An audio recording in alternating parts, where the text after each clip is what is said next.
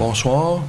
Bienvenue à la séance ordinaire du Conseil du village municipal de Stukely-Sud du lundi 12 août 2024. Il est présentement 19h33.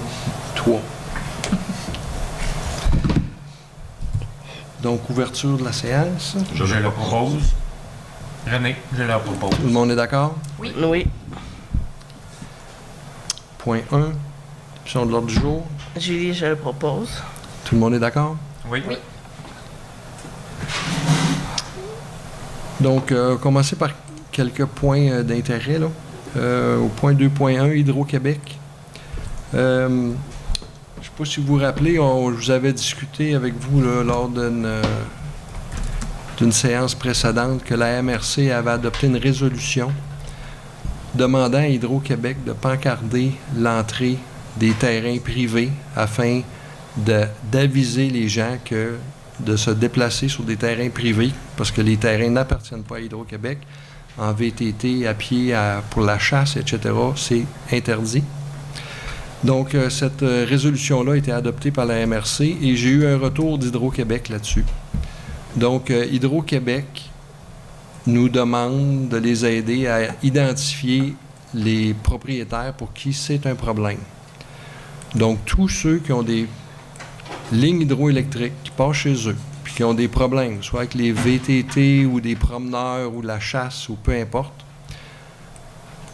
donnez votre nom à la réception et identifiez clairement votre lot et l'emplacement qui est problématique. Et ensuite, on va communiquer ces informations-là à Hydro-Québec qui vont poser les pancartes en question dont on parle déjà là, depuis environ un an. Au point 2.2, le sondage sur les conteneurs maritimes. Je vais céder la parole à M. L'Espérance. M. L'Espérance va vous présenter les résultats du sondage et ensuite vous présenter l'analyse qu'il en a fait. Vous allez voir une différence, c'est que on a commis une erreur quand on vous a présenté un sondage, c'est qu'on n'a pas demandé à tous les citoyens de répondre à toutes les questions. Et là, on se retrouve avec des gens qui sont pour les containers, qui ont juste répondu à une partie des questions, puis contre les containers qui ont répondu à une autre série de questions. Et là, de compiler tout ça, parce que c'est assez partagé, les avis, là, c'est pas évident. Donc, M. L'Espérance. En fait, si je peux dire autrement, c'est que si on tient pas, si on regarde juste ce que ça a donné comme résultat automatique là, du sondage, pour certaines questions, si on ne tient pas compte, si on n'ajuste pas les résultats, on perd soit 40% des répondants ou 60% des répondants. Alors, dans l'analyse, dans le fond, ce qui a été fait, c'est de dire ceux qui étaient, puis je vais vous donner un exemple, là, on va le voir clairement, ceux qui étaient contre les conteneurs, mais dans le fond, eux autres, on les a mis dans la réponse la plus défavorable, dans les choix possibles. Ceux qui étaient pour les conteneurs, on les a mis dans les réponses les plus favorables aux conteneurs. C'est pas on va voir un exemple tout à l'heure, ça va être plus clair. La première question qui est la plus importante, dans le fond, c'est la question est-ce que les gens étaient pour ou contre le changement réglementaire? Et si vous regardez la réponse, elle est assez claire. Est-ce qu'on a le... J'ai sauté le bout de méthodologique parce que je vais l'expliquer en le faisant. Ouais, question 1. Un petit peu plus haut. On commence à la question 2. Oui, c'est ça. OK. Fait que la question 1, c'est... la question 2, pardon. Êtes-vous pour ou contre un changement réglementaire qui permettrait les conteneurs dans notre territoire? Et les gens ont répondu oui à pas loin de 60%, 59,3. Il y a 99 personnes qui ont répondu oui et 66 personnes qui ont répondu contre. Donc, grosso modo, c'est 60-40. Donc, la consultation de la population a donné comme résultat que les gens sont très favorables à la présence de containers dans la municipalité. Et comme on va voir dans le reste des réponses, ce n'est pas à n'importe quelle condition. En fait, la question 3, si on peut aller un petit peu plus loin, on est là. Excusez, je vois mal. Là. Dans le fond, la question 3, c'est un bon exemple pour expliquer là, ce que j'ai fait. C'est en plus des règles d'urbanisme qui régissent les conteneurs, pensez-vous que des conditions supplémentaires devraient s'appliquer? En gros, on demandait aux gens, pensez-vous que la recommandation du CCU d'habiller les conteneurs, ça devrait être ça qui devrait fonctionner, ou si le conteneur devrait être uniquement peinturé pour matcher la maison, ou s'il n'y aurait aucune condition. Il n'y a à peu près personne qui a répondu aucune condition. Donc, le choix était entre un ou deux. Fait que si on regarde les chiffres, les résultats sommaires, dans le fond, ça, c'est juste les gens qui étaient pour les conteneurs. Donc, il y en a 19 quand même qui disaient, nous autres, on pense qu'ils devraient quand même être habillés, puis 76 qui disaient, nous autres, on pense que juste peinturer, ça fait correct. Il y a quand même 11, 46 %. Si on rajoute les gens qui étaient contre les conteneurs, ça change pas mal de résultats. Dans le fond, les 66 personnes qui étaient contre, on les ajoute au groupe des habillés. Donc, ça fait 85 personnes au total. Est-ce que tout le monde voit, j'espère que tout le monde voit ça?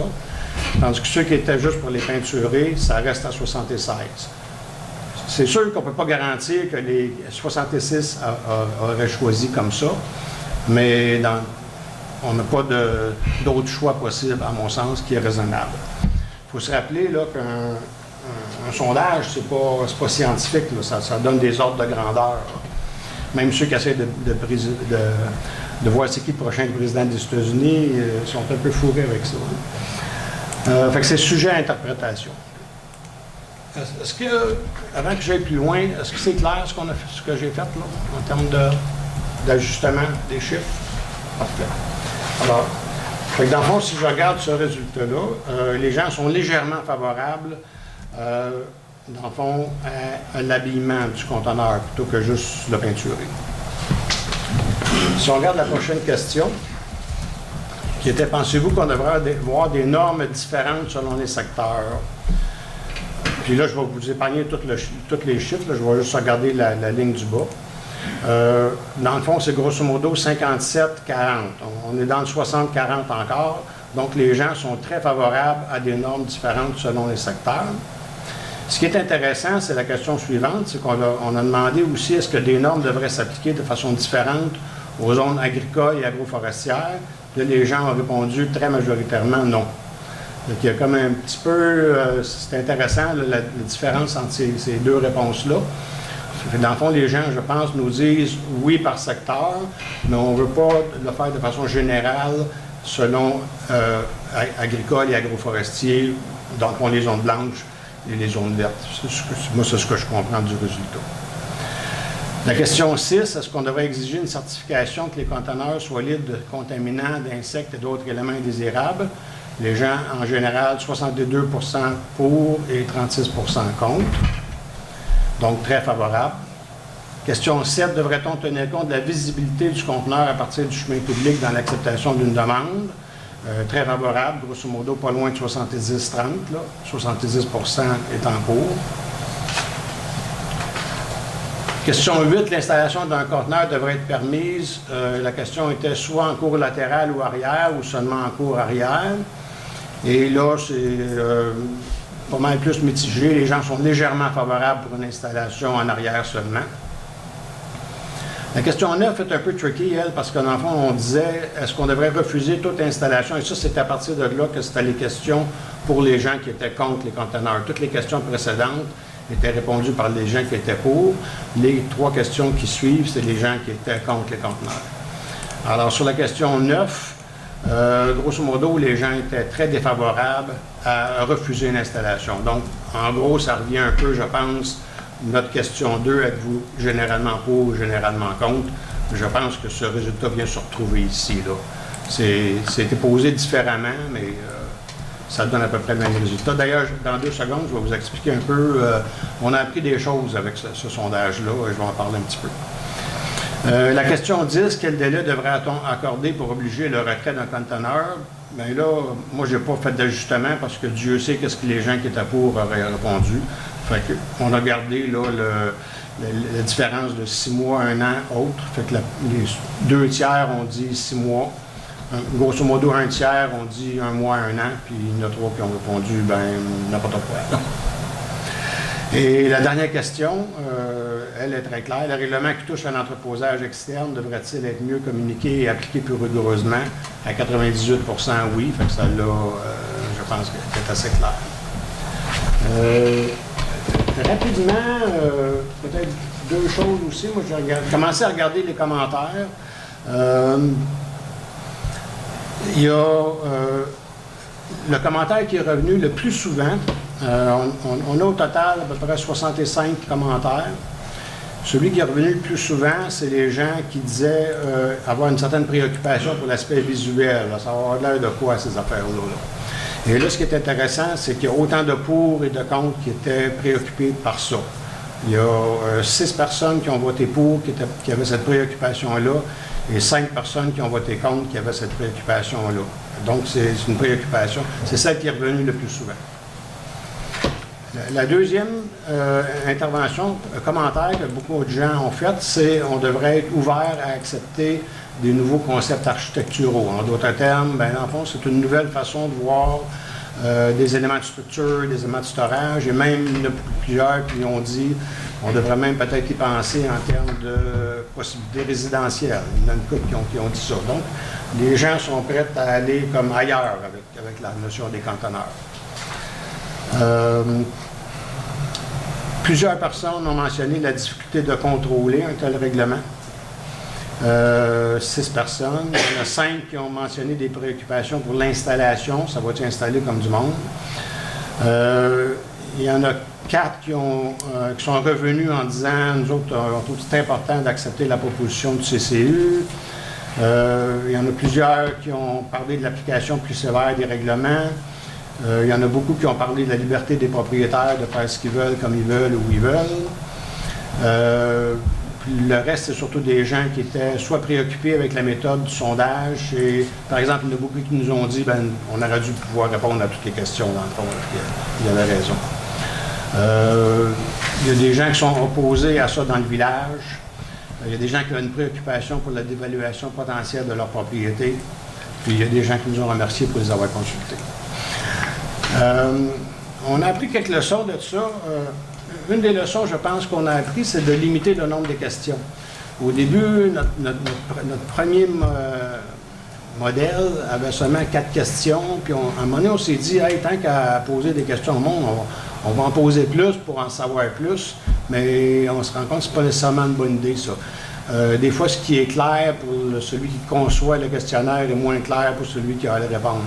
Fait que de limiter le nombre de questions, puis d'être super clair sur la nature de la question, il faut faire attention dans des futurs sondages par rapport à ça.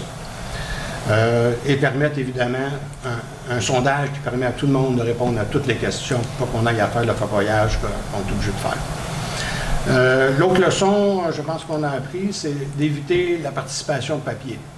On a regardé participation papier et c'est difficile de valider si c'est une vraie personne qui a répondu au questionnaire. On a juste un nom. Fait que il y a un problème de validation avec le papier.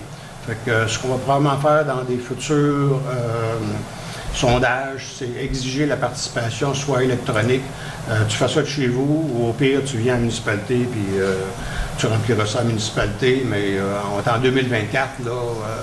Il n'y a plus grand monde qui n'ont pas soit Internet ou qui ne peuvent pas venir à la municipalité à remplir un questionnaire. Ça, c'est des choses qu'on a appris. Je sais que ce n'est pas tous les conseillers qui partagent mon évaluation et mon analyse. Fait qu'ils auront le loisir de s'expliquer en quoi les autres sont d'accord ou pas d'accord. Comme je dis, c'est une question d'interprétation. Je ne sais pas s'il y aurait d'autres choses à rajouter. Donc, comme M. L'Espérance l'a dit, ce n'est pas tous les conseillers qui sont d'accord avec l'analyse de M. L'Espérance et les résultats qu'il interprète. Il n'y a pas de décision de prise à ce jour à l'orientation qu'on va prendre avec les conteneurs. Donc ça, c'est en discussion avec le conseil. Puis j'ai pas d'échéancier que je peux vous communiquer à savoir quand on va avoir statué là-dessus. Est-ce qu'il y a des conseillers qui aimeraient prendre la parole là, sur le sujet? Pour le moment. Bon. Donc, ça clôt la discussion des conteneurs. Au point 2.3, projet de loi 57. Ça, c'est la nouvelle loi là, pour protéger les élus. Là. Il y a un paquet de choses là-dedans. Là. Il y a beaucoup, beaucoup de choses là-dedans. Mais il y a un item qui est pressant parce qu'il faut que ce soit adopté par règlement, puis il faut que le règlement soit adopté avant la fin de décembre. Donc, ça presse de savoir vers où on va s'en aller avec ça. Et je vous annonce qu'on va de nouveau vous consulter pour un sondage. Et ce sondage-là, c'est pour déterminer au niveau de la loi 57, pour les villages qui ont moins de 2000 habitants, il permettrait de diminuer le conseil de 6 conseillers à 4 conseillers. Donc, on va faire un sondage, savoir la population, qu'est-ce que vous en pensez et est-ce que c'est une option qui vous intéresse?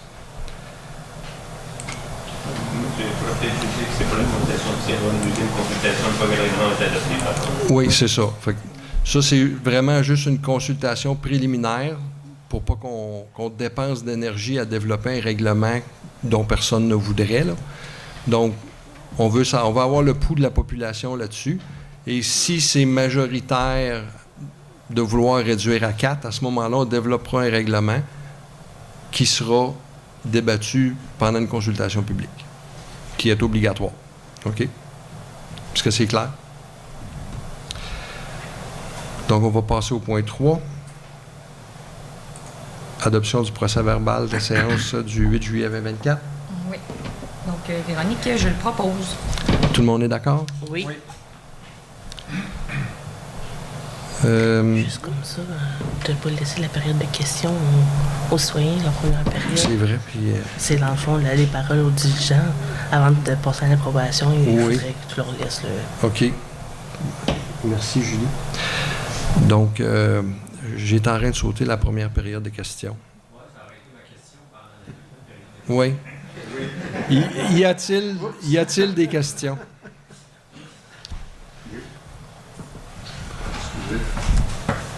On peut poser des questions sur ce qui vient d'être. Pas la première, la deuxième. La deuxième. Bonsoir. Mon Bonsoir. nom c'est Alvarez. Je demeure Gérardam. Et j'avais informé le conseil que mon ponceau au 45 était presque bloqué à cause des branches qui ont coupé les arbres et des arbustes par la machine de la municipalité. Aujourd'hui, je vous informe que mon ponceau est bloqué au 45 encore, mais là, est vraiment bloqué par les branches. Il faudrait que la municipalité envoie quelqu'un avec un pépine ou avec quelques pinces pour ôter toutes ces branches-là au 45 des deux côtés du ponceau. Parce que là, il y en a qui ont passé par le ponceau, que c'est 36 pouces, mais ils se sont ramassés dans les fossés de l'autre côté du ponceau. Donc, tous ces coins-là, il faudrait débloquer ça, parce que sinon, il va y avoir des problèmes. Moi-même, je vais avoir des problèmes, et la municipalité va en avoir aussi. Avez-vous avisé la municipalité? Mais ça vient de produire. Oui. Il était en vacances, la municipalité? Non. Il n'était pas en vacances? Non, on n'a pas fermé cette année. Ah, mais là, je ne savais pas. Habituellement, elle est fermée. Alors, je m'excuse, mais je n'ai pas avisé la municipalité. Mais là, j'ai avisé le conseil, j'ai avisé la municipalité que ce coin-là, il est vraiment problématique parce que là, aujourd'hui, j'ai regardé, j'ai arrêté l'auto au 45, j'ai regardé et les branches, ils sont bouchés carrément dans les tuyaux. Il y en a qui ont passé à travers, mais il y en a qui ne sont pas passés, ils sont là à motonner. Il y en a même des jouets d'enfants du 55. Alors, si vous pouvez les enlever, ça serait agréable. Je vais aviser M. Beaupré qui va envoyer la voirie demain aller voir ça. C'est correct. Ils sont là tous. Merci. Bonsoir. Merci beaucoup. Sylvain Robert, je sais que techniquement on ne pourrait pas, mais je voudrais savoir combien il y a eu dans le sondage de papier versus d'électronique, si possible. Ouais, je sens que Ça va du 25 ou 26. il y en a une quarantaine. C'est papier. Oui. Ah, peut-être pas tant que ça. Je vous reviendrai avec le chiffre exact. Ouais.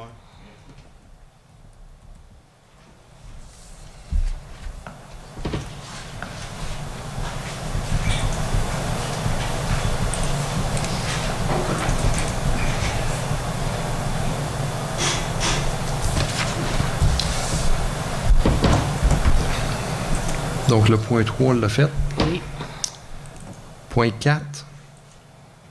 Le ministère de l'Environnement, de la lutte contre le changement climatique, de la faune et des parcs nous a avisé qu'ils vont contacter les propriétaires qui sont susceptibles d'avoir des milieux humides sur leur terrain. Donc, on fait simplement vous aviser, soyez pas surpris si vous êtes contacté par quelqu'un du ministère de l'Environnement si vous avez des milieux humides sur vos terrains.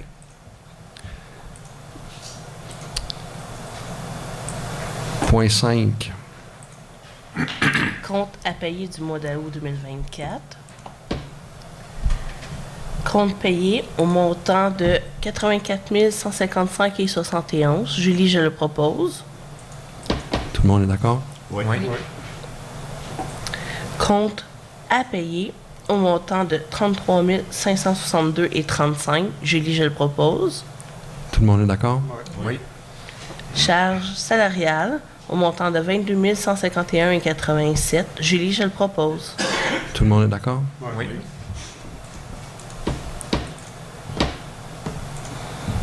Point 6. Avis de motion au règlement 321-2024 concernant la sécurité, la paix et l'ordre, abrogeant le règlement 287-218, et je le propose. Tout le monde est d'accord? Oui. Il n'y a pas de vote là-dessus? 6.1, présentation du projet du règlement 321-2024. Dans le fond, tout ce qui change, je ne vous lirai pas toute la grosse brique, là.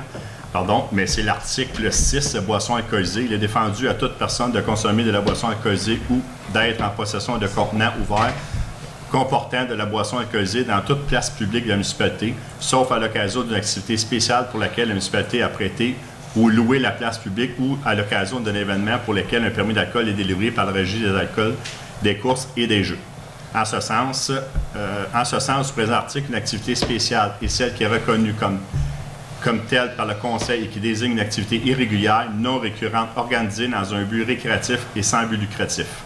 Malgré ce qui précède et au moins qu'une signalisation claire l'interdisant dans les secteurs spécifiques, il est permis de consommer des boissons alcoolisées ou d'être en possession de contenants ouverts comportant de la boisson alcoolisée durant les heures d'ouverture des parcs de la municipalité. Et l'article 6, qui a une modification aussi, les barbecues. Il est interdit à toute personne d'utiliser tout appareil d'exécution extérieure de type barbecue à briquettes ou charbon de bois sur un terrain de propriété de la municipalité, sauf aux endroits et dans les installations prévues à cette fin par cette dernière. Le conseil municipal peut, par voie de résolution, émettre une autorisation lors de la tenue d'un événement spécial. Et j'en fais la proposition. Ça, c'est pour être conforme avec toute la MRC. Non, on le laisse un Bien, pas toutes les municipalités, là, mais ceux qui veulent bien l'adopter. Très bien. Au point 7. Donc, comité consultatif en urbanisme, M. L'Espérance. Ouais. Est-ce qu'on peut avoir les PowerPoint? On a 5 dossiers. Le premier dossier, c'est 1145 des Bouleaux. C'est l'agrandissement d'un bâtiment accessoire. C'est dans un PIA, corridor visuel d'intérêt supérieur. Grosso modo, les gens veulent appliquer les mêmes matériaux de revêtement extérieur, qui est du vinyle bleu. On a regardé ça par rapport aux propriétés voisines. Tous les critères d'évaluation ont été analysés par le CCU.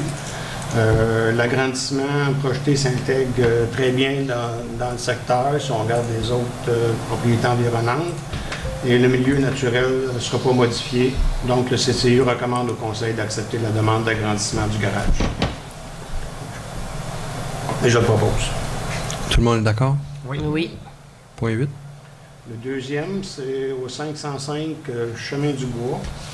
C'est une rénovation du bâtiment principal. C'est dans le PIA, secteur rural. Ça, c'est de la maison existante. Dans le fond, la couleur extérieure le couleur du revêtement extérieur va être conservé. La galerie avant va être repeinte en blanc pour mieux matcher les escaliers gris. On a vérifié avec les propriétés voisines. Les critères d'évaluation ont tous été analysés par le CCU.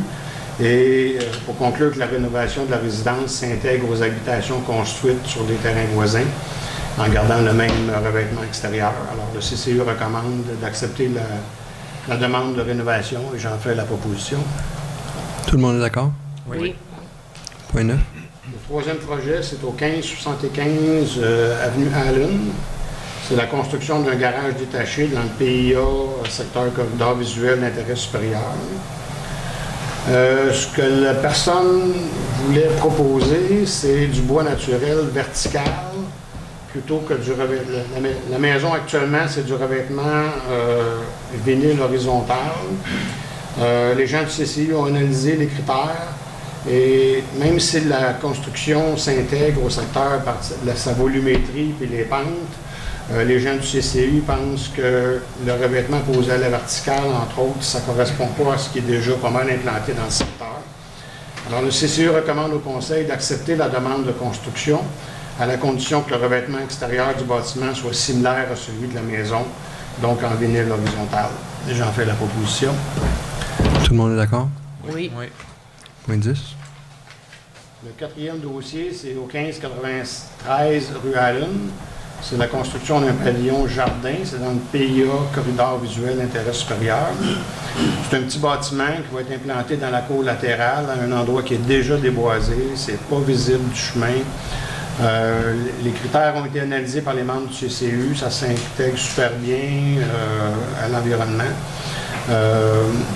Alors, le CCU recommande au Conseil d'accepter la demande de construction du pavillon jardin dans une cour latérale et j'en fais la proposition. Tout le monde est d'accord? Oui. Le cinquième projet, c'est au 315 rue 112 sur le lot 656. On se trouve dans le domaine des cantons. C'est la construction d'une résidence. C'est une des dernières en passant. Là. Les critères d'évaluation ont été analysés par les gens du CCU. Le bâtiment va être comparable en volumétrie, couleur, architecture aux bâtiments voisins. Ils ont des normes au domaine des cantons. Alors, ça s'intègre super bien à ce qui est déjà construit dans les environs. Alors, le CCU recommande au Conseil d'accepter la demande de construction d'un nouveau bâtiment et j'en fais la proposition. Tout le monde est d'accord? Oui.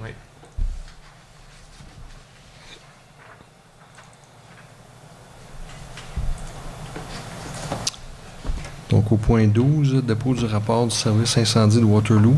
Il y a eu une sortie. Au point 13, dépôt du rapport de premier répondant Leisman.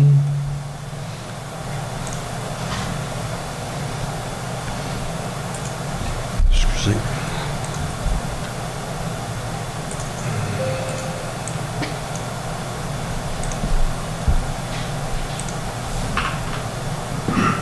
Si tu l'as pas, François, Non, je ne l'ai pas. Il y a eu 4 interventions. 4 interventions, merci. Au point 14, dépôt du rapport de l'officier municipal.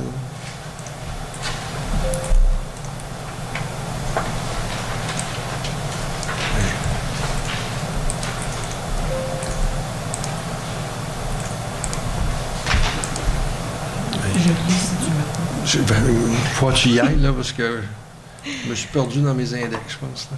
Le rapport sommaire du mois de juillet 2024, il y a eu 14 nombres émis, donc de permis, pour une valeur de 732 100 $ pour un montant de 1 106 $. Et le rapport de permis de janvier à juillet 2024, on a un total de 90 permis émis pour une valeur de 3 197 153 $ pour un montant de 5 492 $. Et au point 15, le dépôt du rapport de l'ingénieur forestier. Il n'y a pas de changement depuis le mois passé. Fait que je pense que c'est 3 chantiers à 50 %.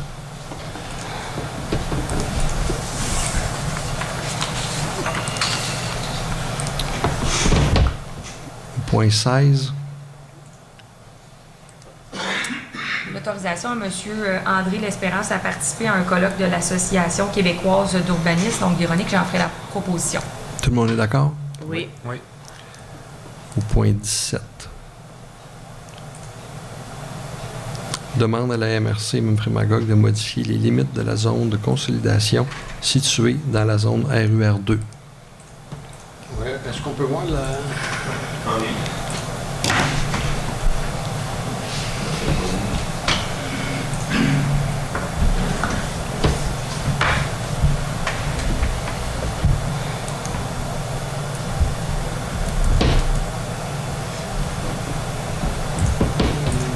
Un petit peu plus, peut-être?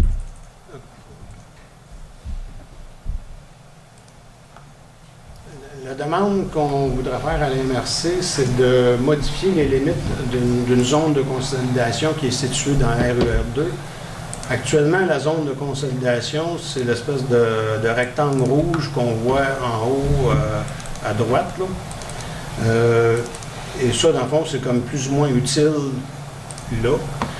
Il y a un projet là, qui est en train de se développer. On voit là, dans le grand carré jaune et le grand rectangle jaune, devrais-je dire, et le grand rectangle bleu. La personne qui est en train de faire ce développement-là est un peu bloquée parce que c'est impossible de développer dans cette zone-là actuellement. Alors, ce qu'on voudrait proposer, c'est de déplacer la zone de consolidation en rouge là, qui est inutile, puis de la déplacer, je ne sais pas si vous voyez, où il y a comme l'overlap en dessous du bleu, là, qui créerait, dans le fond, une possibilité pour le développeur de vraiment faire un bon développement. Et j'en fais la proposition. Tout le monde est d'accord? Oui. Oui. Point 18. Autorisation au Centre des femmes Memphremagog à utiliser la salle du conseil tous les 4e jeudis du mois de septembre 2024 à juin 2025. Julie, je le propose. Tout le monde est d'accord? Oui. Point 19. Subvention à la Fondation de la Faune du Québec, on remet un montant de 25 $. Je le propose, Véronique. Tout le monde est d'accord? Oui.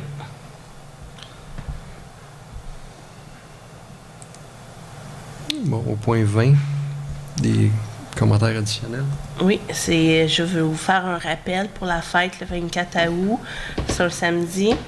Dans le fond, ça va être à partir de 1h à 5h et ensuite plus tard dans la soirée vers 20h pour le feu d'artifice.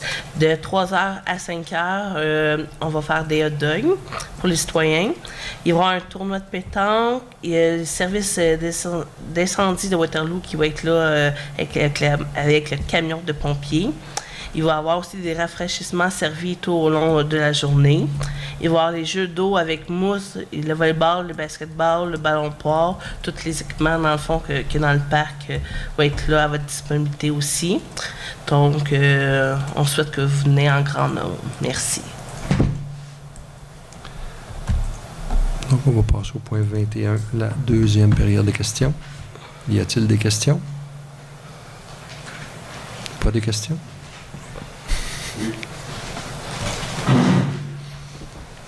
François, bien. Je vous achalerai pas avec ma question habituelle là, de... Hein? Tu devrais le mettre à l'ordre du jour.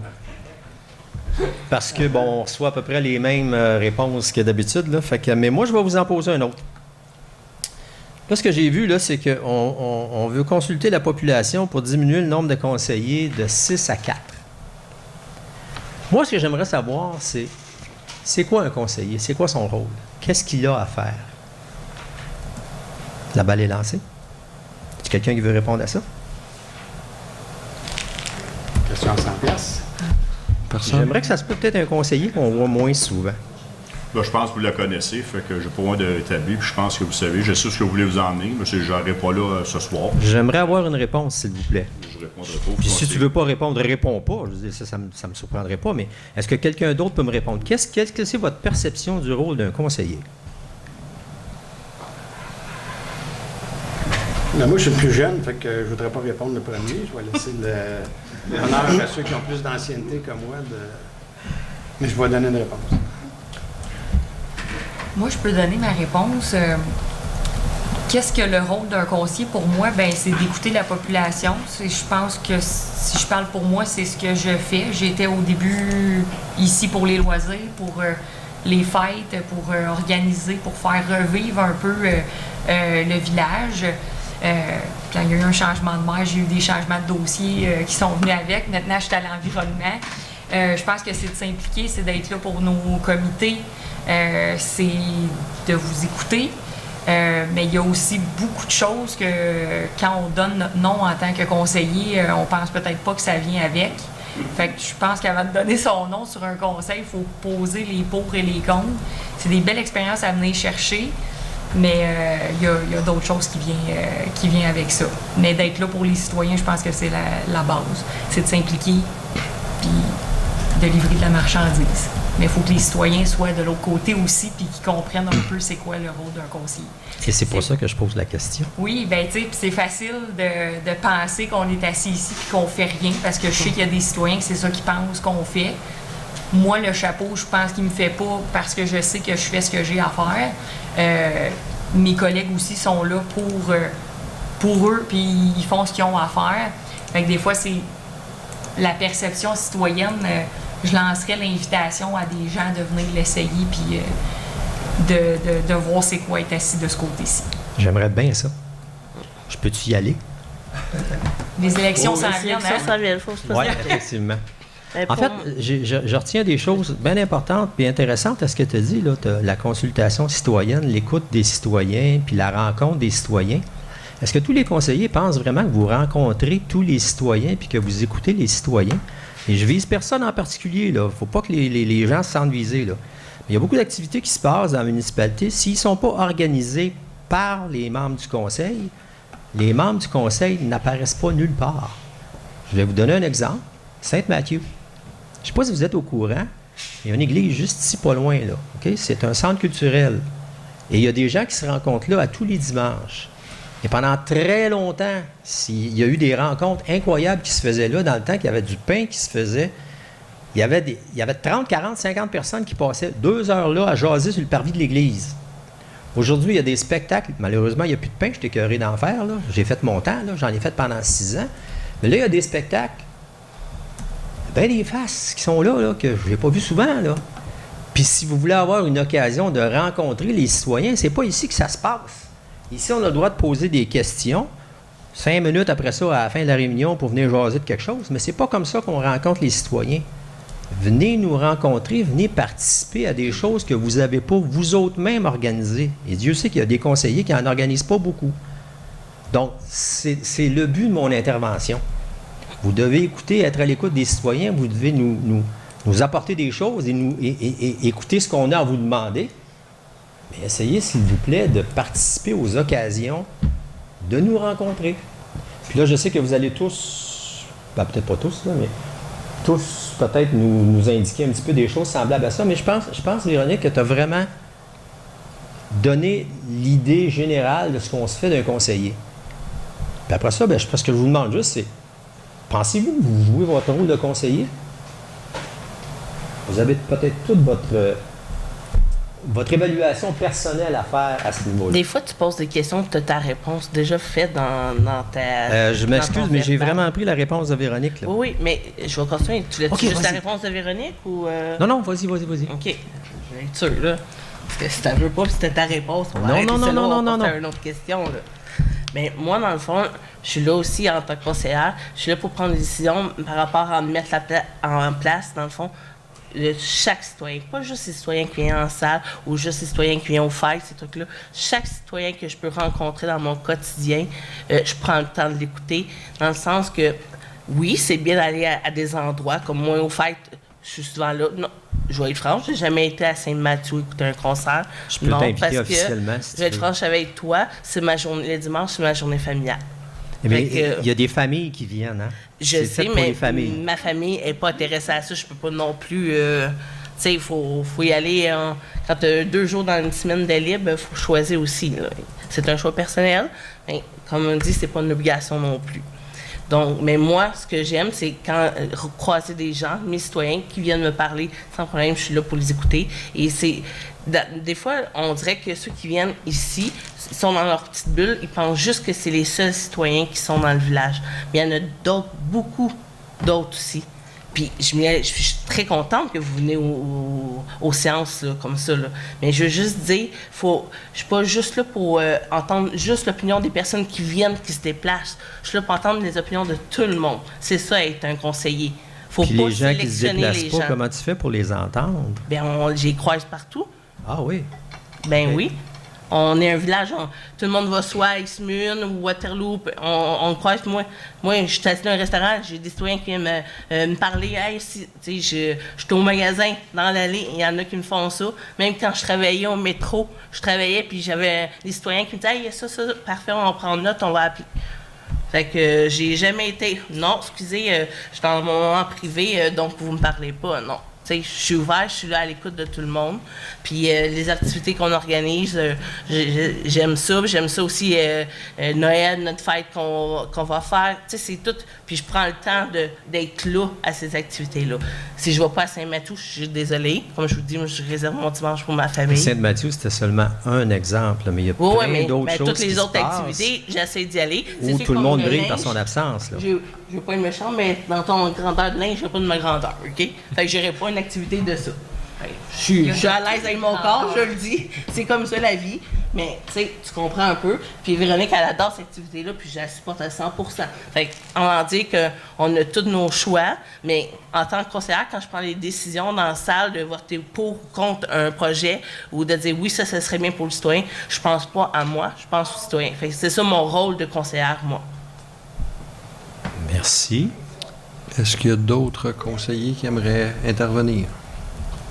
Ben, moi, c'est la même chose. Je suis peut-être pas toujours présent aux activités de Saint-Mathieu ou à certains événements, mais comme que tu peux le constater, François, je suis en camion CDP égal, je vais porter des voyages chez des citoyens, donc j'ai l'opportunité de pouvoir discuter avec plusieurs citoyens des problématiques, de qu'est-ce qui les apporte, où mon téléphone est toujours ouvert, je me fais appeler à n'importe quelle heure, ça c'est vraiment vrai. De fin de semaine, de semaine, des fois de nuit. Donc, pour des problématiques sur les routes, des arbres tombés, fait que je reçois des gens, mon téléphone est toujours ouvert. Donc, c'est la partie que j'ai. Comme que Julie l'a expliqué, ben on est là pour prendre des décisions, pas juste des gens qui sont dans la salle, mais de l'entièreté de notre municipalité. Je suis à l'écoute de tout le monde, pas juste de 2-3. J'aime pouvoir écouter tout le monde. Et comme la loi veut amener de 6 à 4, moi, personnellement, mon opinion, c'est un non. Parce que plus qu'on est de monde à la table, plus qu'il y a des échanges. Des fois, ça fait pas toujours notre affaire. Des fois, on a des affaires plus corsées.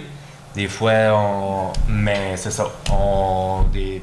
C'est en discutant, on met de l'eau dans notre vin, puis on est capable de discuter. Donc, mais je pense que de réduire à 4, c'est une très mauvaise idée. On est mieux de continuer à un plus grand nombre pour pouvoir faire des meilleurs échanges. On verra ce que les gens vont décider. Oui, tout à fait. C'est les gens qui vont décider, mais c'est mon opinion personnelle. Parfait. Quelqu'un d'autre? Joël, voulais-tu parler? Ben, c'est pas sensible à la même affaire que Julie ou Spironique. Moi, je suis là, pas parce que je suis pas présent dans les fêtes, des activités que je travaille. Tu peux faire ton petit sourire, François, j'ai aucun problème. Quand je me suis impliqué comme conseiller, j'avais beaucoup de projets que j'essayais de partir. Sauf que quand on a toujours des bâtons des roues, à un moment donné, on vient qu'on stagne. Mais oui, je travaille aussi pour l'ensemble des citoyens, pas juste pour les citoyens qui viennent dans la salle. Quoique des fois, vous avez des super de bonnes idées, des bonnes raisons. Des fois, je le dis, je l'avoue, mais je travaille pour l'ensemble des citoyens, même si vous pensez que ça ne ferait pas. Et puis non, je ne viens pas ici pour la paye, je n'ai pas besoin de ça pour vivre loin de là. Sauf c'est la démocratie. On est 6 citoyens, on est là pour défendre les idées de tous les citoyens. C'est ma réponse. Ça commence à faire cliché. André, si tu as quelque chose de différent, tant mieux. Sinon, ben, tu as juste dit dito. Ça risque d'être redondant un petit peu, là, mais moi, je suis le petit nouveau. Là, ça fait juste 1 an. Je viens de célébrer mon premier anniversaire comme conseiller. Là, fait que, on a appris beaucoup de choses. J'ai appris beaucoup de choses, je peux vous dire ça. Bon, mon premier objectif, moi, c'est d'essayer dans le fond, d'écouter les gens, puis de comprendre qu'est-ce que les gens, de respecter la volonté des citoyens. Il y a beaucoup de dossiers, hein? Je ne sais pas si les gens réalisent, mais il y a dossier sur dossier sur dossier sur dossier. Là. Puis des fois, c'est des choses qu'on connaît, puis des fois, c'est des choses dont on n'a aucune idée dans le cas qu'on s'embarque. Fait que je pense que c'est important de prendre connaissance, d'analyser, puis de se faire une tête sur un dossier quelconque. Et une fois que c'est fait, je pense de défendre son point de vue. Comme René l'a dit, des fois, ça va bien, des fois, ça va moins bien. Puis c'est normal, c'est la dynamique d'une démocratie. Mais moi, je rajouterais peut-être un dernier point. C'est pour moi, ce qui est important aussi, c'est pour un conseiller de toujours donner le meilleur de soi-même. Et dans toutes mes interventions, je vais toujours essayer de donner aux citoyens le meilleur de moi-même. Moi, je suis très fier d'être un citoyen de Stout-les-Sud. J'ai acheté ma propriété il y a 50 ans. Ça fait 40 ans qu'on est propriétaire ici. On a développé quelque chose de pas pire, donc je suis assez fier. Et j'aimerais ça que tout le monde soit fier d'être un résident de Stout-les-Sud. Merci. Je veux juste vous dire que j'apprécie les commentaires des citoyens, des conseillers, mais vous réalisez peut-être pas à quel point il y a des bénévoles qui, eux autres, en font des heures puis en font du travail. Là. Juste les gens qui s'occupent de Saint-Mathieu, dont je suis, là, puis je suis sur d'autres comités aussi, mais en tout cas Saint-Mathieu en particulier. Écoute, si on ne fait pas 25 à 30 heures par mois, là, on n'en fait pas une. Fait que vous n'êtes pas tout seul à penser que vous travaillez fort, là. Il y a des gens qui ont besoin d'écoute, qui ont besoin d'aide, qui ont besoin de parler, qui ont besoin de vous rencontrer, qui, eux autres, des fois, se sentent peut-être un petit peu délaissés, là. Fait que je vais arrêter là-dessus. Merci. Mais je peux-tu rajouter quoi, François? Sur ça, sur le... Attends un petit peu. Je veux juste rajouter pour l'OBNL Saint-Mathieu, dans le fond, c'est génial que vous avez plein de bénévoles, là, c'est super. Mais il ne faut pas oublier, il faut séparer l'OBNL de la mairie. C'est pas pareil, c'est deux choses. L'OBNL, nous, on n'est pas responsable de cette OBNL. On est très fiers qu'ils utilisent l'église, puis qu'on va soutenir pour pouvoir réparer au mieux possible, puis avec le projet, c'est quoi le mot, ton? Le carnet de santé, c'est ça. Mais il ne faut juste pas oublier que c'est une OBNL, ça n'a pas rapport avec la municipalité. C'est un peu comme la CNES non plus. On est fiers qu'il y ait des bénévoles, là, qu'il y ait des projets, mais ça c'est pas nous qui soutient, qui est la base de l'OBNL. OK? Je pense Il faut bien réaliser que si l'OBNL n'existait pas, il se passerait... Je ne veux pas dire focal, là, je vais dire d'autres choses. Il ne se passerait rien à Saint-Mathieu. Oui, j'ai compris ça. Mais j'ai dit qu'il ne faut juste pas l'oublier. Mais je suis fière que vous ayez des... Mais, on est là pour les écouter, les gens. Vous nous approchez, mais on n'est pas obligé... Vous nous écrivez, on va vous écouter. Vous venez nous voir, on va le faire. Juste comme... Parce que des fois, on dirait avec tes interventions, François, tu veux tout le temps comme appuyer un petit peu trop, là. Moi, c'est ma vision des choses, là. Mais on les reconnaît, les bénévoles, là. T'sais, on dit pas comme on s'en fout qu'il y ait des bénévoles là qui let's go rusher votre vie, c'est pas notre problème, c'est pas ça qu'on dit, là. On est fiers qu'il y ait des gens qui aiment s'occuper en groupe comme ça puis qui en prennent soin d'une OBNL. OK. Moi, pendant que je suis là, je veux juste vous dire que moi, c'est pas 25 heures par mois, mais c'est à peu près par semaine. Sylvain Roberge, sur Saint-Mathieu. Puis que ce qui est important, en tout cas, dépendamment de ce que François a dit, c'est que la participation, si on veut que les citoyens se sentent chez eux, vous êtes leurs représentants et d'être à des activités, ça fait juste dire aux citoyens, on appuie ça, puis on est d'accord avec ça, ça va juste favoriser la participation citoyenne. Parce qu'en ce moment, on a des citoyens de partout. On a une réputation avec les Dimanches Express qui est enviée à peu près partout dans la région. Alors, je trouve ça juste déplorable que vous ne nous aidiez pas à mieux communiquer avec les citoyens qui comprennent cet enthousiasme-là. Mais moi, ça s'arrête là. Ma question, moi, venait plutôt de la tempête de vendredi. J'ai vu qu'il y avait eu beaucoup de pannes d'électricité, beaucoup de... Où on en est avec la sécurité publique?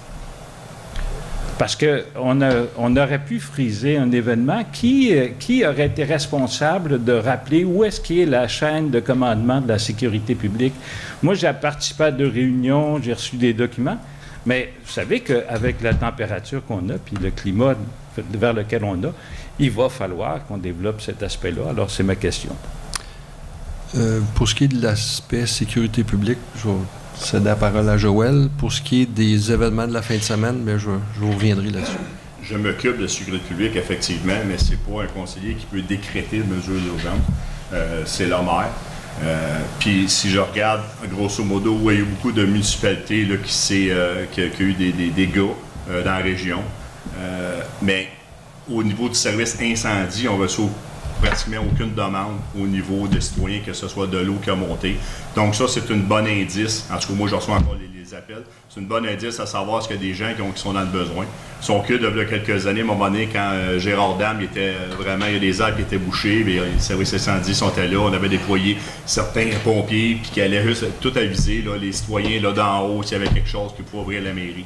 Mais quand, mettons, c'est un gros déluge, ces choses-là, c'est pas un conseiller qui peut, mettons, partir les mesures d'urgence, c'est le maire, ou je pense le directeur général. Et par la suite, ben là, il y a la chaîne de commandement qui descend, les responsables de secteur, etc., etc. Bon. Fait que Joël a répondu pour la partie sécurité civile. Pour ce qui est des événements là, de vendredi et samedi, donc vendredi, on a eu vraiment là, des pluies diluviennes. On a été chanceux. On n'a pas de bris majeur. Oui, on a des bris, mais on n'a rien de majeur. Ça a passé très près, là, le ruisseau Quilliam, là, il débordait, là, les deux gros ponceaux qui sont là, l'eau était 4 pieds au-dessus de l'embouchure du ponceau. Là. Ça passait par-dessus le chemin. On était chanceux. J'ai pris des notes sur tout ce que j'ai observé dans la municipalité là, vendredi, alors là, qu'on avait là, des pluies records. Puis c'est des choses qu'il va falloir qu'on regarde là, à court et à moyen terme, voir quelles mesures on va prendre pour se préparer pour la prochaine fois, parce qu'on voit que les pluies records se rapprochent.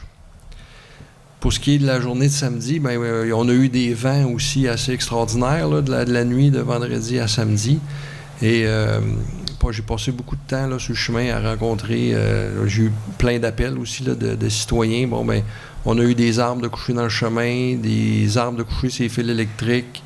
On a discuté avec des gens d'Hydro-Québec. On a des services incendies qui étaient sur place, qu'on a croisés à quelques reprises, puis qui nous demandaient d'aller bloquer des tronçons de rue, des choses comme ça. Fait que, mais encore, on s'en est quand même assez bien tiré dans les événements de cette fin de semaine-là. Mais on a pris des notes. Mais on n'était pas en mesure d'urgence. Est-ce qu'il y a d'autres questions?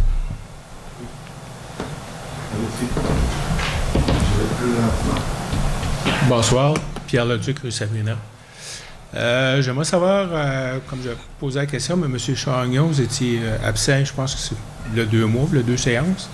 S'il y a du développement pour la borne sèche des hauts plateaux, est-ce qu'on en est avec ça? Le premier, vu que le citoyen, le premier point qu'on avait regardé avec le citoyen, il voulait avoir une redevance annuelle, etc. Donc, le conseil a décidé de faire de l'avant. Là, quand j'étais prêt à aller voir l'autre point d'eau qu'on pense qu'il va fonctionner, le pompier responsable, M. Foisy, était en vacances. Et depuis le temps, je tente de le rejoindre. Ils ont eu une semaine vraiment, mais pour la prochaine séance, on devrait aller voir. Puis par la suite, c'est sûr qu'après ça, il faut regarder au niveau budget, parce que c'est sûr que l'affaire cette année, le budget ne le permet pas. Est-ce qu'on va chercher à épuiser l'argent autre une chose? Ça pourrait se faire. Mais parce qu'après ça, c'est l'arpentage, ça prend des servitudes, il faut passer chez le notaire. Mais on s'enligne pour l'affaire au début du printemps, là, qui serait vraiment de baisse, à moins que tout s'enlignerait les astres pour pouvoir le faire cette fois. Merci, mais au niveau budget, c'était déjà sur le budget de 2024? Oui, le budget qui a été mis, je pense que c'était à 25 000, 30 000. Bien, on ne fait pas une borne à 25 000, 30 000, malheureusement. Non, ça, je suis d'accord, mais au moins commencer, comme vous dites, oui, c'est ça, l'arpentage, les notaires, tout ça, oui, ça pourrait être fait. Là, puis, je sais que notre gars de voirie est allé en soumission et tout pour faire et tout, là, des prix là, pour refaire la bonne serre. Il y en a des excavateurs qui en faisaient, présentement, ils n'en font plus. Fait que c'est de retrouver un deuxième soumissionnaire là, pour essayer d'avoir là, celui qui avait soumissionné, s'il est d'un prix ou si on est capable d'économiser quelques sous à ce niveau-là. Là, je ne veux pas que personne prenne ça mal. C'est vraiment de la... En tout cas, je le dis de façon honnête, puis de façon que si jamais... parce que moi, je suis aussi dans le comité des infrastructures.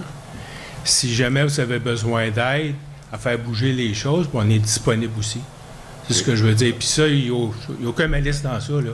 Non. Puis... je sais que vous avez votre travail en plus d'être conseiller. Je pense qu'on a fait au début de l'année, là, quand même un bon travail là, pour aider pour le toit puis de différentes choses, là. Toit du garage. Par contre, de ce temps-ci, c'est tranquille. Donc, si jamais, au point de vue des infrastructures, vous avez besoin de quelque chose, que ce soit n'importe qui. Là. C'est sûr que s'il y a des gens dans la municipalité qui ont des lacs puis qui seraient prêts à avoir des bonnes serches près de chez eux, qui est aussi avantageux pour lui que pour l'ensemble des citoyens, mais ça nous en fait part. Parce que oui, les secteurs sont quand même un peu plus juste en haut, là, vraiment, le camp en manque une. Mais pas parce qu'il y a un exemple, chemin du bois ou dans ce coin-là qu'on ne peut pas en faire un autre. Si la ligne est tombée en bris, à gel ou quelque chose, ben c'est comme en ville. Dans la ville, ils ont des bonnes serches à toi 500 pieds. Là. Fait que même dans une petite municipalité, il ne faut pas se dire, OK, tous nos secteurs sont desservis par une bonne serche, on est correct, parce qu'on n'est pas à l'abri des bris. Fait que, éventuellement, si on pourrait en faire une par année, là, ça serait... Mais il faut trouver les lacs, il faut trouver la démilation qui est possible aussi. OK. Puis ça, encore une fois, si vous avez besoin d'aide, comme moi, je suis retraité, là, puis en étant dans les infrastructures, parce que sûrement qu'il va y avoir une partie des infrastructures dans ça. En tout cas, c'est ce que je pense. Là. Peut-être que je me trompe.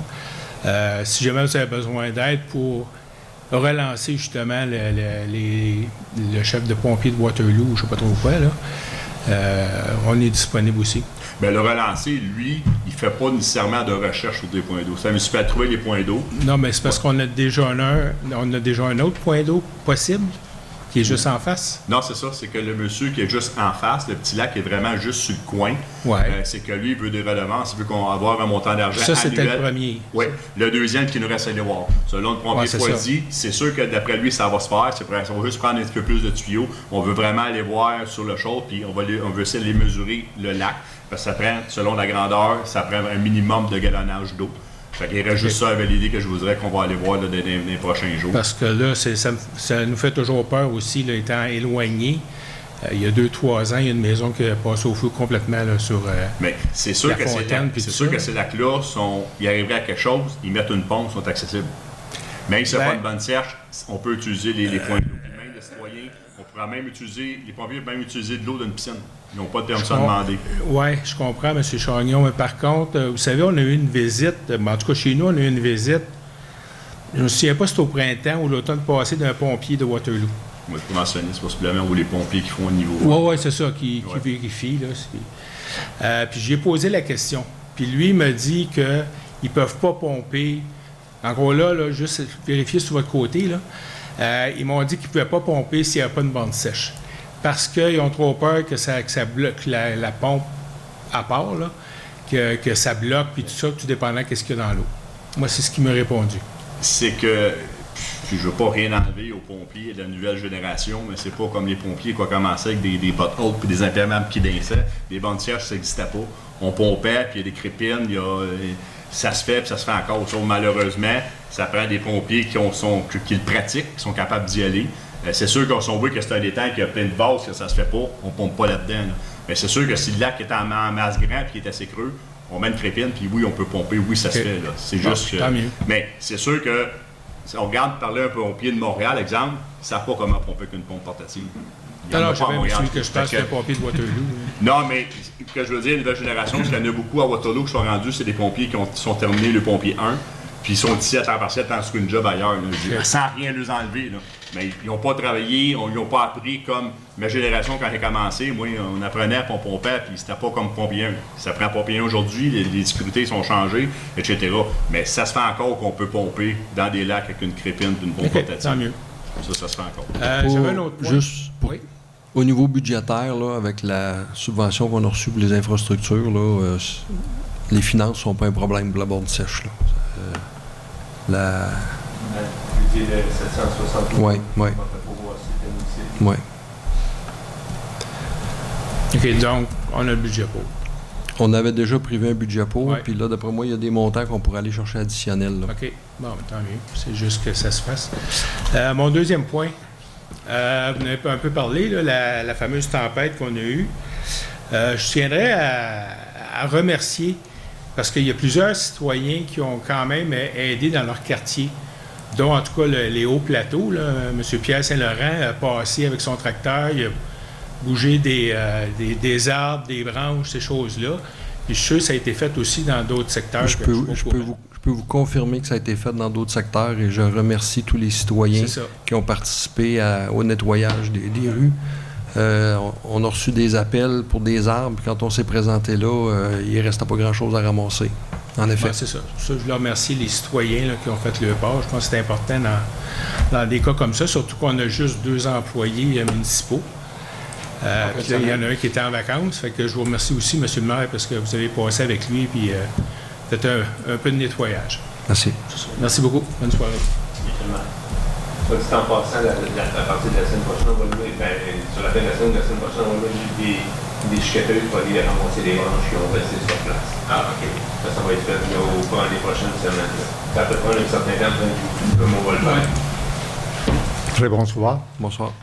Je voulais toucher les points de la bas poussière sur le chemin Sainte-Anne. Oui. Un montant de 34 000 $, 35 000 pratiquement. Qu'est-ce qu'il y a eu d'extra dedans pour monter à ce montant-là, comparativement aux autres, ça va poussière dans d'autres routes? Un petit peu, là, pour voir.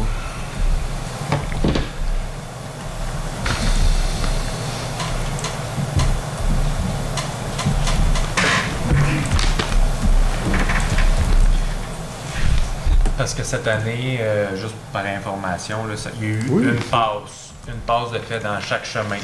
Oui. Les années précédentes, il y avait le conseil avait demandé 2 passes, cette année aussi, mais cette année, il y a eu un malentendu, il y a eu juste une passe. Mais les artères principales, dont Sainte-Anne, Loyalis, Diligence, Robert Savage et Lefebvre, les grandes artères devaient être faites en double, comme l'an passé. Et là, cette année, ils ont été faites juste en simple. On voit les coûts, là, comment que ça coûte pareil. Oui, là. mais pareil, moi je parle de Sainte-Anne, seulement Sainte-Anne est mentionné. Est-ce qu'il y avait loyalistes aussi? Ben, probablement qu'ils doivent avoir, ils ont mis un tête de chemin, mais il doit y avoir plusieurs chemins, là, j'imagine. C'est pas juste un. On est chargé par galonnage, là, pas au chemin. Là. Fait que peut-être c'est marqué Sainte-Anne, mais peut-être ça a servi à Sainte-Anne, une partie du 5e. Les factures ne rentrent pas peut-être là, dans ce niveau de détail-là.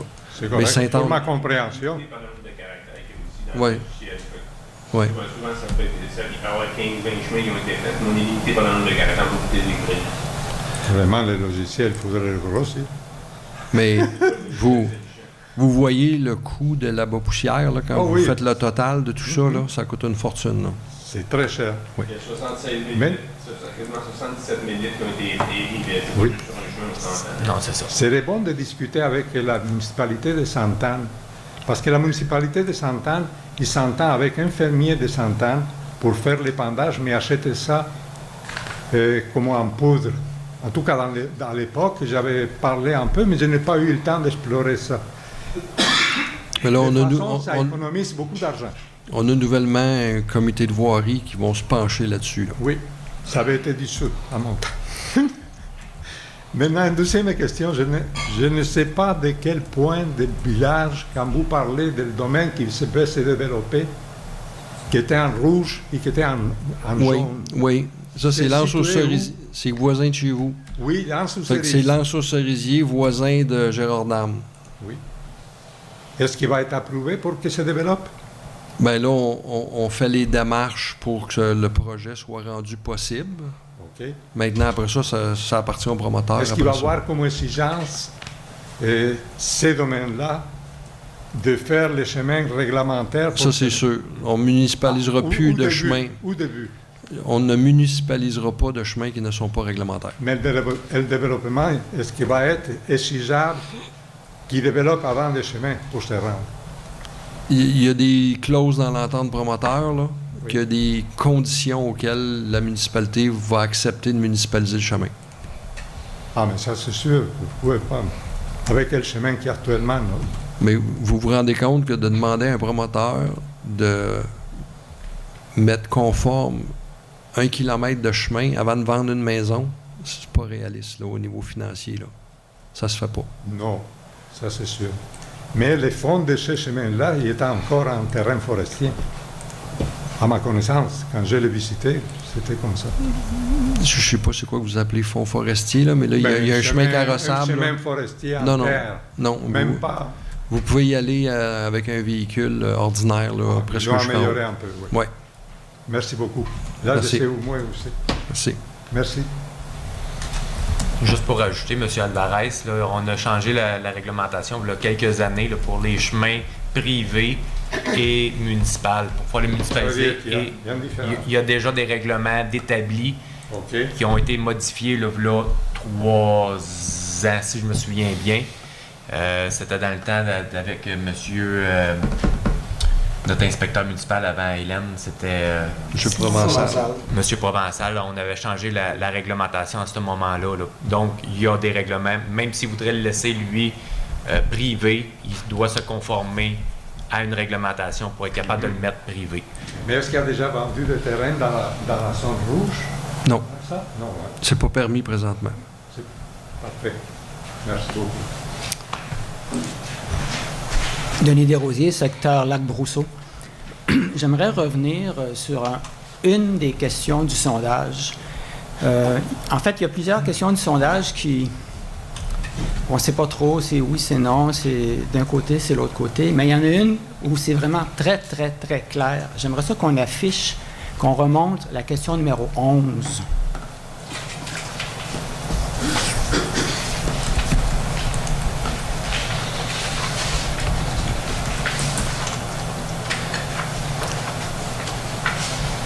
C'est celle qui parle de l'entreposage extérieur.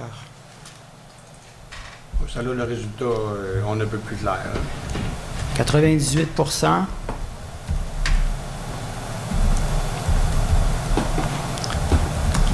la 11. Mais voilà. Les règlements qui touchent à l'entreposage externe devraient-ils être mieux communiqués et appliqués plus rigoureusement? Je pense que c'est assez clair que la volonté populaire, c'est oui. Les gens veulent que ce soit appliqué plus rigoureusement. Alors, j'aimerais que ce soit un incitatif pour la municipalité de faire peut-être un peu d'inciter les gens qui, sur leur terrain, ont toutes sortes de cochonneries. J'oserais pas dire encore une fois le mot « courascrape », mais qui ont plein de cochonneries, des vieilles autos, des vieux camions, des vieilles remorques, des vieilles toutes sortes d'affaires. Peut-être les inciter, parce qu'il y a des règlements municipaux. Il n'y a pas longtemps, j'en ai lu un qui disait que toutes les automobiles qui ont plus de 7 ans devraient être retirées sur un terrain. Enfin, il y a plein de choses concernant les nuisances aussi. Alors, j'aimerais que cette simple question-là, qui est une très bonne expression de la volonté populaire, que notre inspecteur municipal, puis peut-être nos gens de la voirie, ils ont peut-être d'autres chats à fouetter, mais il y a sûrement quelqu'un qui serait plus apte à faire appliquer ces règlements-là, parce que je pense que tout le monde sait ce qu'ils veulent. C'est assez clair quand on regarde ça. D'accord? Merci. C'est mon opinion. Bonsoir, Patrick Binkley. Le point 4.1, la lettre du ministère que vous avez reçue qui dit que le ministère va contacter des citoyens. Qu'est-ce qu'ils veulent? C'est quoi leur objectif? Je pense qu'ils veulent s'assurer que les propriétaires terriens qui ont des milieux humides chez eux soient au courant des nouvelles réglementations qui entourent les milieux humides. C'est facile là, pour quelqu'un qui n'est pas à jour dans tous les règlements de ne pas trop savoir à quel point il est limité aujourd'hui au niveau des terrains humides comparé à il y a juste 3 ans où on pouvait faire à peu près n'importe quoi. Là. Je pense que c'est ça l'objectif. Sur quelle carte ils vont se baser? Ça, c'est une bonne question.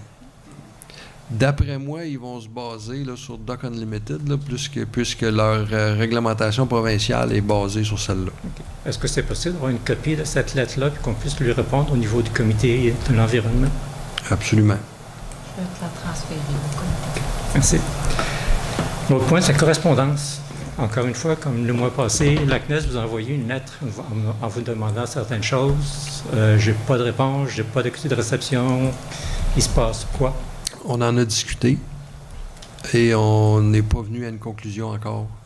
C'est à l'étude. OK. Merci. Merci.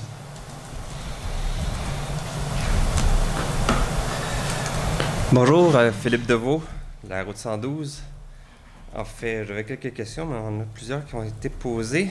Mais il y en a une par rapport à un commentaire que vous avez laissé à la dernière séance, par rapport à une consultation publique de l'AMRC par rapport au milieu humide. Oui. Vous aviez dit qu'il allait avoir une séance à la fin août. J'ai regardé sur l'AMRC rapidement. Je n'ai pas trouvé cette date-là. Est-ce qu'elle a été officialisée?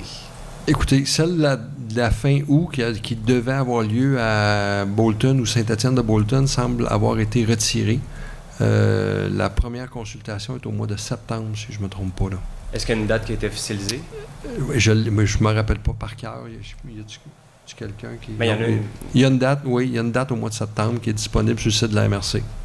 Ah, attendez, M. Binkley, le 5 septembre. Le 5 septembre. À quel endroit? À Magog. Bon. À la MRC de Magog. Parfait. En fait, parce que, comme vous aviez mentionné, je pense que vous aviez dit que ce serait bon qu'il y ait plusieurs personnes qui se rendent là-bas. Je ne sais pas s'il y a un communiqué ou quelque chose qui pourrait être fait pour mentionner, parce qu'il y a quand même des gros enjeux qui se passent par rapport à ça. Et un en particulier qui me vient en tête, parce que j'étais à la MRC, on va faire à peu près 1 an, parce qu'on parlait il était question de ces dossiers-là. Ou est-ce que, pour des raisons de qu'est-ce que le gouvernement provincial demande aux municipalités de protéger 30% de leur territoire, et plus tard, dans les séances de la MRC, à un moment donné, la MRC de Manfred-Magog a soutenu la MRC. Mon Dieu, je me rappelle plus le nom, ça commence avec un A, mais je me rappelle plus le nom, je viens de l'oublier. Non, c'est pas ça, en tout cas. Mais qui ont supporté d'autres MRC dans le sens que les municipalités voudraient que le provincial change le législatif pour permettre aux municipalités de faire l'équivalent d'une expropriation.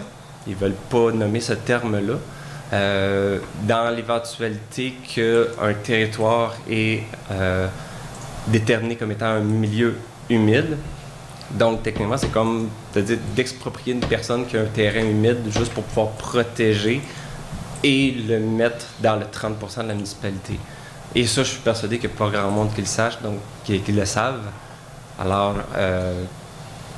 peut-être mettre de quoi par rapport à la séance du 5 septembre, s'assurer qu'il y a des personnes qui puissent réellement se rendre là, parce qu'il y a vraiment des gros enjeux. Personnellement, moi, j'ai un petit terrain, j'ai pas de milieu humide sur le mien, mais je sais qu'ici, il y en a beaucoup, ce qui veut dire qu'il y en a qui sont possiblement, si ça évolue dans le sens que la MRC Argenteuil, c'est vrai, c'est la MRC d'Argenteuil qui a demandé ça, qui a demandé le support de la MRC de Manfred-Magog et probablement d'autres MRC aussi.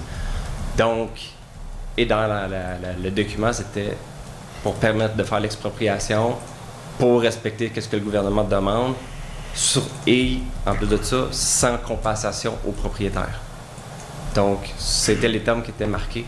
Alors, c'est pas mon terrain qui va se faire exproprier, mais je sais qu'il y en a plusieurs ici, donc je pense que c'est important. Il faut juste faire attention pour pas confondre le provincial puis la MRC. Là. Oui. Donc, au niveau provincial, là, tout est passé. Là. Oui. Fait que les consultations sont terminées.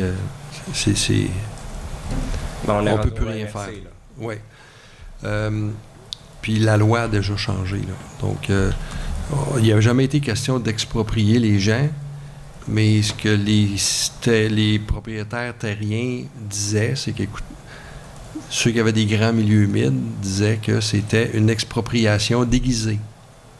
Autrement dit, moi, à partir du moment où quelqu'un a un grand milieu humide puis que la réglementation provinciale est tombée en force, ben, il venait de perdre 80% des droits sur sa propriété, là, parce qu'il y avait un paquet de choses qu'il aurait plus le droit de faire. Mm-hmm. Et la loi a été modifiée là, pour rendre tout ça légal, en fin de compte. Là, fait que, mais ça, c'est tout fait. Là. Il faudrait justement... Puis au niveau de la MRC, ce qu'on veut faire maintenant, c'est renchérir là-dessus. Là. On va être encore plus sévère que le provincial. Donc, au provincial, il y a des possibilités via un dédommagement, de faire, exemple, là, du remblai dans un milieu humide. La MRC veut l'interdire. Il y a possibilité au niveau provincial, il y a possibilité de construire une érablière dans un milieu humide. La MRC veut l'interdire. Il y a possibilité d'enfouir des tuyaux puis d'enfouir des fils électriques. La MRC veut l'interdire. Etc., comme ça. Là. Fait que la MRC prend une approche encore beaucoup plus restrictive que le provincial. Puis on catégorisé les milieux humides en 3 milieux, là, qui sont les protégés, les développements durables, puis les autres, là, des moindre importance. Là. Je ne me rappelle pas le vrai nom qu'ils leur ont donné, mais ceux-là sont moins protégés que les deux autres. Donc, je vous invite à participer aux consultations publiques puis de vous renseigner le plus possible. C'est là qu'on est rendu. Au niveau provincial, c'est tout adopté. Puis là, on est rendu au niveau de la MRC. OK, ben c'est ça. Je pense que M. fait référence, c'est suite aux décisions des tribunaux dans le dossier des hirondelles à Saint-Bruno, puis quelque part sur la rive nord, là, où les municipalités ont été poursuivies pour expropriation déguisée. Le gouvernement a modifié la loi pour pouvoir permettre justement d'éviter les compensations de fous. C'est à ça que vous faites référence. Je pense que c'était logique parce que le milieu humide, c'est différent parce qu'on ne peut pas compter beaucoup, mais quand il y en avait des boisés quand même importants, où la municipalité voulait protéger un peu, en mettant des normes plus sévères, les promoteurs poursuivaient pour expropriation déguisée. Et à ce moment-là, le gouvernement il était condamné à compenser les compensations peut-être de 4-5 millions de dollars. Le gouvernement est venu mettre un frein à ça en disant que ça ne peut pas être le terrain ne peut pas être évalué comme s'il était développé. Pour limiter les indemnités, c'est sur ça. En fait, il y avait une partie de tout ça. Il y a d'autres affaires qui ont été développées plus tard aussi. Là. Il y a d'autres situations. En fait, il y en a eu plusieurs. Justement, il y en a eu une, là, je pense, 2 ou 3 mois aussi qui est passé par rapport à ça. Là. Je ne pourrais pas la nommer parce que je ne me rappelle pas. Mais mon point, c'était surtout aussi de... Je ne sais pas si c'est à travers la diligence ou à travers le site. Okay. Parce que j'ai écouté la séance publique. J'ai entendu votre appel. Mais autre que les personnes qui ont participé à la séance publique ou qui ont écouté la séance publique n'ont peut-être pas entendu le message qu'il faut qu'on se présente justement à cette séance-là parce que c'est quand même important qu'est-ce qu'il va y avoir comme information qui va se faire. Là. Je l'ai également mentionné dans la diligence. Là. J'ai essayé vraiment de passer le mot le plus possible pour que les citoyens soient informés puis que ceux qui ont de l'intérêt pour ça soient informés là, qu'il va y avoir des séances d'information puis des séances publiques là-dessus. Là. Et la séance, comme vous indiquez, le 4 septembre, c'est pas le 5. Le 4 septembre à la MRC, à compter du 18 OK. J'ai ça le site. Parfait. Merci beaucoup. Bonne journée. Bonsoir. Juste une question. Au niveau de la MRC, parce qu'il a parlé, il s'est appliqué.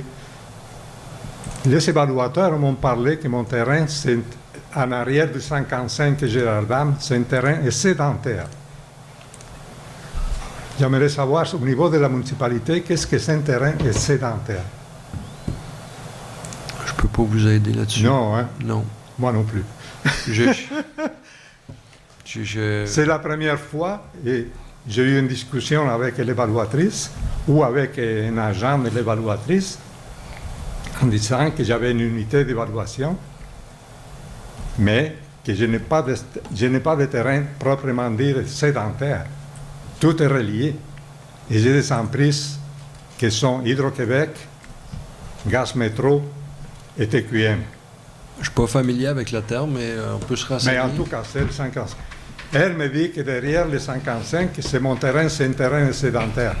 Et ça, moi, je ne l'accepte pas premièrement, parce que c'est arbitraire à son gré à elle. Et j'attends les papiers pour pouvoir contester, suite à ça, pouvoir contester en cours de... Comment il appelle la cour, là? Là, ça m'échappe. En tout cas, pour l'évaluation. Pour la contestation de l'évaluation. Okay. Mais je ne suis pas familier avec le terme terrain sédentaire. Puis moi non plus. C'est la première fois que je l'entendais. C'est pour ça que je vous posais la question. Peut-être que c'est un nouveau terme qui est sorti. on posera la question à l'inspecteur municipal là, pour voir si elle a Merci déjà entendu beaucoup. ça. Merci. Bonsoir, merci.